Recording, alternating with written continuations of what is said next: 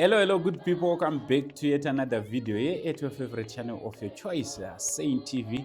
My name, as always, is Uncle Saint, the only Zim uncle. Ndirichigotwe zvakare mbamana mama kurisei kwese kwamuri. Ndati ndiuye ndizokupawo ma-updates handiti ma-updates evana vedu.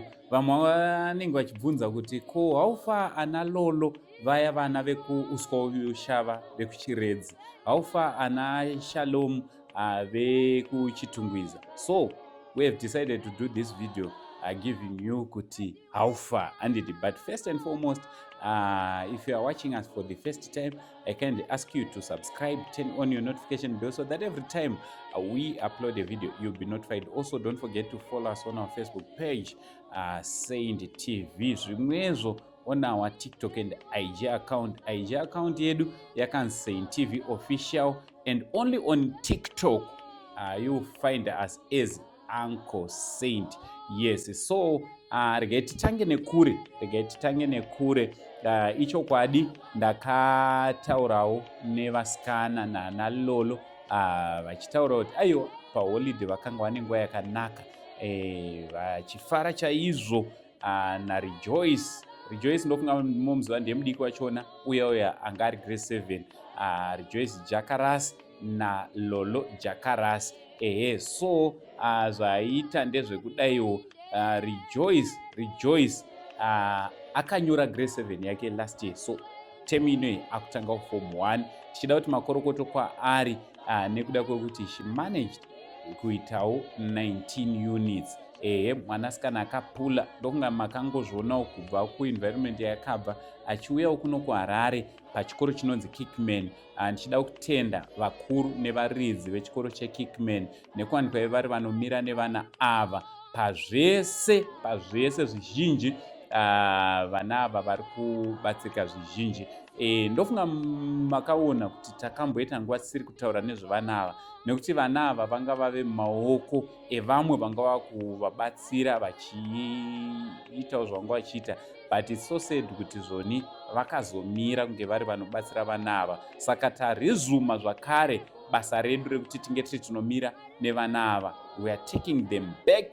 We are taking full responsibility ngave yekuchikoro, yekuti take yavo yekuchikoro, chikafu zvese zvinodiwa, nhumbi. Takutanga zvakare kumira nevanasikana vedu Rejoice zvaakuenda form 1, tichimirirawo zvakare maresults aLolo Jakarazi paanenge kuti achabuda akadii paform O level yake mumazuva mashoma kana mavhiki mashoma ari kuteera.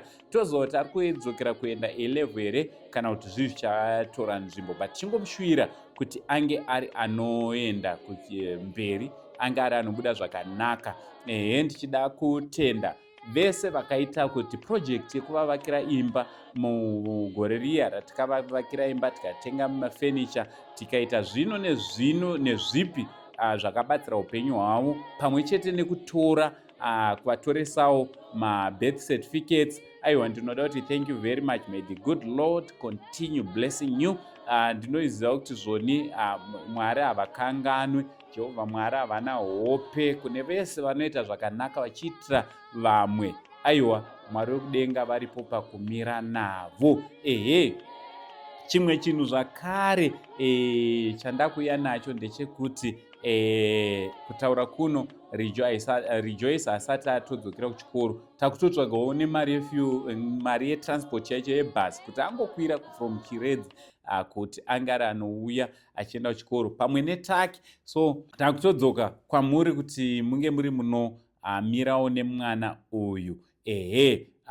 Zvakare Shalom naShamie ndofunga munoziva vana vedu ava. Shalom ave kuenda iye grade 7 kureva kuti she is a candidate kuZimsek this year kuti ange ari anonyorawo grade 7 yake. Aiwa, tingoda kungomushuvira mwana uyu zvakanaka. Tine good news about these 2 kids vana vedu ava, iye pamwe chete naShamie grade 5 mugore ra2026. Aiwa, tichitotenda Mwari kuti vana vari kutokura sekutamba sekuseka zvishoma nezvishoma. Ndoda kungotenda vese vanoramba vachimira nevana ava. Mwari wekudenga vakuitire zvakanaka. Mwari wenyasha zhinji vakukomborere. Gogo good kwamuri ikoko. Tiri kungotaurawo mazwi ekukomborerwa naMwari. Mwari wenyasha zhinji vakuchengetei nokuda kwechikonzero chevana ava, pamwe chete nevamwe dzimwe nherera dzakasiyana-siyana dzamunochengeta. Mwari wenyasha zhinji vakuitire zvakanaka. So vana vedu ava, toda kuti makorokoto, pane chikoro chandichakuzivisai pamazuva mashoma anotevera. Ndanatsoenda paground, pane chikoro chakandibata vakaratidza kuti aiwa vari kuda kunge vari vanobatsira vana ava nekuvapa mascholarships from pavari ipapo vachipedza. Toda kuti thank you very much. Ndichataura zvizhinji ndiri panzvimbo pandiri kuzoenda kuchikoro ikoko kunoona kuti vana vari pachikoro chakadii, nekukuratidzai nekukuzivisai kuti zvakamira sei. Ndoda kungoti thank you very much. Mwari wekudenga, varidzi vechikoro, vakuru vechikoro, vadzidzisi vakuitire zvakanaka nekuda kwesarudzo yamakaita yekusarudza kuchengeta vana ava. Bhaibheri rinototaura kuti zvoni kunamata kwezvokwadi ndiko kutarirawo kachirikadzi nenherera. So nherera padzinotarirwa naMwari, hanzi tinenge taita chinhu chinofadza Mwari. So aiwa, tinoda kutenda chikoro ichi chisina kungoti aiwa isusu toda kunge tiri tinoita bhizinesi kungotora mari tichidzidzisa but vakati aiwa toda kumbozviita pachena pavasikana ava vekwaTaruvinga vana Shalom naShamie. Tichakuzivisai zvizhinji nekuratidzai mapics avo mazuva mashoma anotevera. Vana ava kuchikoro hongu vaenda, asi havana chavainacho. Kutaura chokwadi, vachiri kugara vega. Vanotodawo kuti tinge tiri tinovarangarira nekuvabatsira kuti pavanoenda kuchikoro vange vari nezvekuendawo nazvo kuchikoro mugore rino vange vari vanobuda zvakanaka.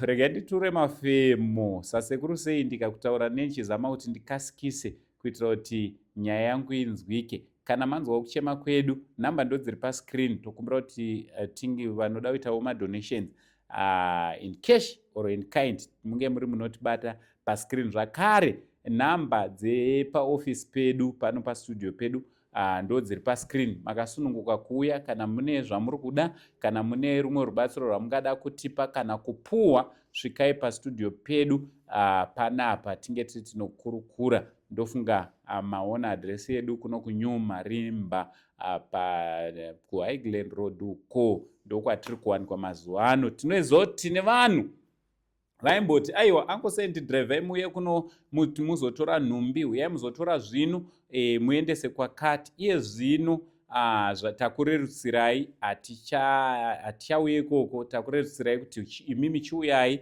pano panzvimbo pamunozoonawo paofisi muchisiya zvinhu zvamunenge muchida kuti zvinge zvinosara pano. Zvakare, if you'd like to partner with Saint TV, if you'd like to place your adverts with Saint TV, if you'd like to advertise your products, your services with Saint TV, you can get in touch with us on the number on the screen. Yes, thank you very much for your unwavering support. Keep on supporting us. Don't forget to share this video. Don't forget to like. Don't forget to comment. From Uncle Saint, the only Zim Uncle and Saint TV crew. For now, we say it's much love and God bless you all.